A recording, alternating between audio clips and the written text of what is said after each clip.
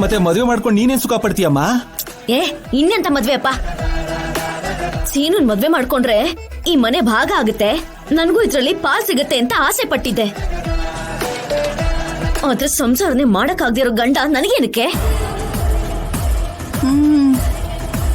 ಅದಕ್ಕೆ ಸೀನು ಮಾವನ್ನ ಬಿಟ್ಟಾಕಿ ಈ ಮನೇಲಿರೋ ಒಡವೆ ದುಡ್ಡನ್ನೆಲ್ಲ ಗಂಟ್ ಕಟ್ಕೊಂಡು ಬರ್ತಾ ಇರ್ತೀನಿ.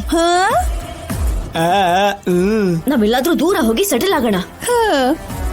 ಅದೆಲ್ಲ ಸರಿ ಬಿಡು. ಬೀರು ಬೀಗ ನಿಮ್ ಚಿಕ್ಕಮ್ಮ ಹತ್ರ ಇರತ್ತಲ್ವಾ, ಹೇಗ್ ತಗೋತೀಯಾ?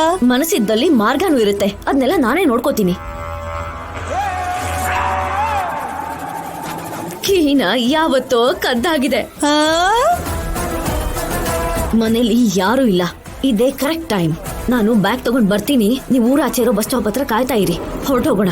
ನನ್ ಮುದ್ದು ಬಂಗಾರ, ನೀನ್ ಹೇಳ್ದಾಗೆ ನಾವು ಮಾಡೋದಕ್ಕೆ ಸಿದ್ಧವಾಗಿದೀವಿ. ಸರಿ ಅಮ್ಮ.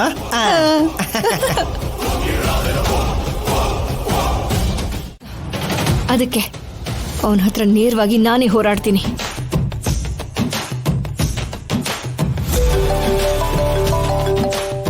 ಅಶ್ಮಿತಾ ಫೋನ್ ಮಾಡ್ತಾ ಇದ್ದಾಳೆ.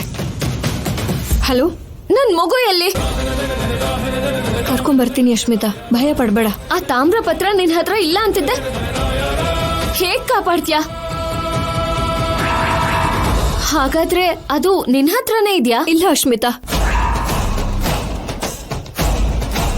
ಪ್ಲೀಸ್ ಮಾತಾಡಿದ್ದೀನಿ, ಮತ್ತೆ ಮತ್ತೆ ಮಾತಾಡ್ತಿರ್ಬೇಡ. ಓಹೋ, ಹಾಗಾದ್ರೆ ಆ ಪತ್ರನ ತಗೊಂಡ್ ಹೋಗಿರೋರ್ನ ಹಿಡಿದು ಅವರಿಂದ ಆ ಪತ್ರಗಳನ್ನ ಕಿತ್ಕೊಂಡು ವಾಸುದೇವ ಕೊಟ್ಟು ನನ್ ಮಗುನ್ ಕಾಪಾಡ್ತೀಯಾ? ಅದು ನಡೆಯೋ ಕೆಲ್ಸನಾ? ಅವ್ರು ಮೊದ್ಲು ಸಿಗ್ತಾರಾ ನಿಂಗೆ? ಅಶ್ಮಿತಾ, ನಮ್ಗೆ ಮಗು ಎಷ್ಟು ಮುಖ್ಯನೋ ವಾಸುದೇವ್ಗೆ ತಾಮ್ರ ಪತ್ರ ಅಷ್ಟೇ ಮುಖ್ಯ. ನಾವು ತಾಮ್ರ ಪತ್ರನ ಕೊಡೋವರ್ಗುನು ಅವ್ನ್ ಮಗುಗೇನು ಮಾಡಲ್ಲ. ನನ್ ಮಗುನ್ ಕರ್ಕೊಂಡ್ ಬರ್ತೀನಿ, ಫೋನ್ ಇಡು.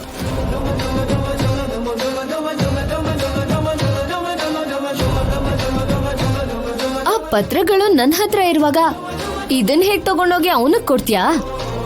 ನನ್ ಮಗಳನ್ನ ಹೇಗ್ ಕಾಪಾಡ್ತೀಯಾ? ಇದು ನಿನ್ಗೆ ದೊಡ್ಡ ಚಾಲೆಂಜ್. ನೋಡೋಣ ಏನ್ ಮಾಡ್ತೀಯ ಅಂತ.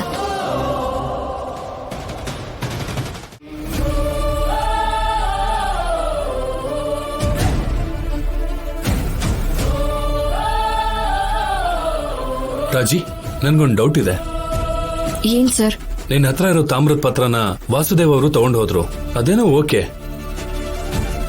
ಅವ್ರ ಹತ್ರ ಇದೆ ಅನ್ನೋದು ನಿನಗೆ ಅವ್ರಿಗೆ ಬಿಟ್ರೆ ಬೇರೆ ಯಾರಿಗೂ ಗೊತ್ತಿರೋಕೆ ಅವಕಾಶ ಇಲ್ಲ ಅಲ್ವಾ? ಹೌದು, ಅವಕಾಶ ಇಲ್ಲ. ಹಾಗೆ ಗೊತ್ತಿರೋರೆ ನಿನ್ ರೂಪದಲ್ಲಿ ಹೋಗಿ ಆ ತಾಮ್ರದ ಪತ್ರನ ಕದ್ದಿದಾರ ರಾಜಿ. ಆದ್ರೆ ಗೊತ್ತಿರೋ ಅವಕಾಶ ಇಲ್ಲ ಅಂದ್ಮೇಲೆ ಅದ್ ಹೇಗ್ ಹೋಗ್ತಾರೆ ಸರ್? ಅದೇ ಗೊತ್ತು ಮಾಡ್ಕೋಬೇಕು ರಾಜಿ. ಅವ್ರು ಯಾರು, ಹೇಗ್ ನಡೀತು, ಡೀಪ್ ಆಗಿ ಥಿಂಕ್ ಮಾಡಿದ್ರೆ ಖಂಡಿತವಾಗ್ಲೂ ಯಾರು ಅನ್ನೋದನ್ನ ಕಂಡು ಹಿಡಿಬಹುದು. ರಾಜಿ, ನಾನ್ ಸತ್ತು ಹೋಗ್ತಿದ್ದೀನಿ.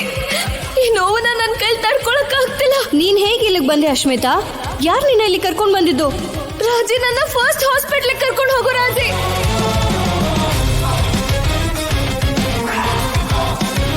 ನೀನಷ್ಟೊತ್ತಲ್ಲಿ ಕಾಡಲ್ಲಿ ಏನ್ ಮಾಡ್ತಾ ಇದ್ದೆ? ಅದೇ ಬೇಬಿಗೆ ಒಳ್ಳೇದು ಅಂತ ಗಿಡ ಮೂಲಿಕೆ ಹುಡ್ಕಕ್ ಹೋಗಿದ್ದೆ ಸರ್. ಅಶ್ಮಿತಾ. ಅಶ್ಮಿತಾನಾ? ಹೌದು ಸರ್.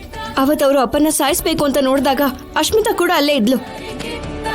ಯಾಕೋ ಒಂದೆರಡು ಸಲ ವಾಸುದೇವ್ ವಿಷಯದಲ್ಲಿ ಅಶ್ಮಿತಾ ಇನ್ವಾಲ್ವ್ ಆಗಿದ್ದಾಳೆ ಅಂತ ನನಗೆ ಅನುಮಾನ ಬರ್ತಿದೆ.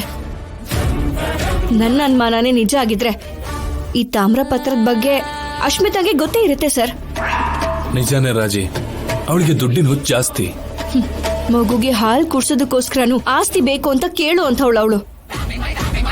ಅಂಥದ್ರಲ್ಲಿ ಆ ನಿಧಿನ ಸ್ವಂತ ಮಾಡ್ಕೊಳ್ಳೋದಕ್ಕೆ ಅವಳೇ ಯಾಕ ತಾಮ್ರಪತ್ರನ ತಗೊಂಡಿರ್ಬಾರ್ದು ಹೇಳಿ?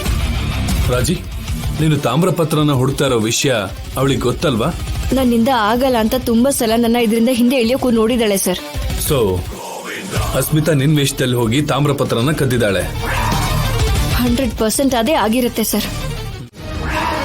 ನಿಮ್ಮ ಅನುಮಾನ ನಿಜ ಆಯ್ತು ಸರ್. ಅಶ್ಮಿತಾ ನನ್ನ ರೂಪದಲ್ಲಿ ಹೋಗಿ ತಾಮ್ರಪತ್ರನ ತಗೊಂಡಿದ್ದಾಳೆ. ಎಷ್ಟು ಬುದ್ಧಿವಂತಿಕೆಯಿಂದ ಪ್ಲಾನ್ ಮಾಡಿದ್ದಾಳೆ. ಕ್ರಿಮಿನಲ್ ಬ್ರೇನ್ ಅಂತ ಮತ್ತೆ ಪ್ರೂವ್ ಮಾಡಿದ್ದಾಳೆ. ಸರಿ ರಾಜಿ, ಇನ್ಮೇಲೆ ಪ್ರಾಬ್ಲಮ್ ಸಾಲ್ವ್ ಅಲ್ವಾ? ತಾಮ್ರಪತ್ರನ ವಾಸುದೇವ್ ಕೊಟ್ಟು ಮಗುನ ಕಾಪಾಡೋಣ. ನಮ್ಗಾಗ ಟೆನ್ಷನ್ ಫ್ರೀ ಆದಂಗೆ.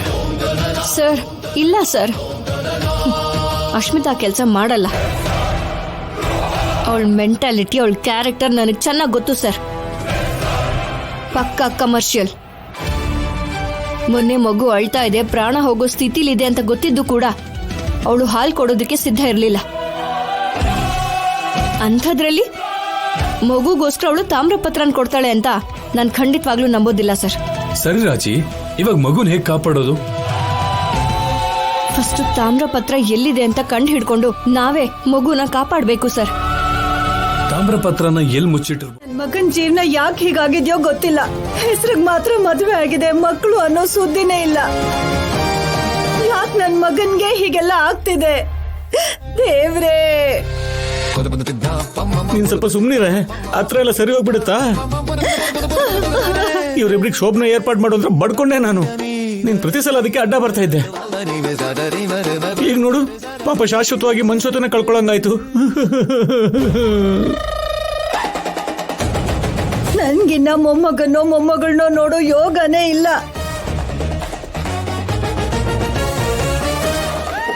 ಎಲ್ಲ ಈ ಮಾಟಗಾತಿಯಿಂದನೇ. ಹೂವು ಬಿಡೋ ಮಲ್ಗೆ ಗಿಡದಲ್ಲಿ ಹೂವನೇ ಇಲ್ದಿರೋ ಹಾಗೆ ಮಾಡ್ಬಿಟ್ಲು.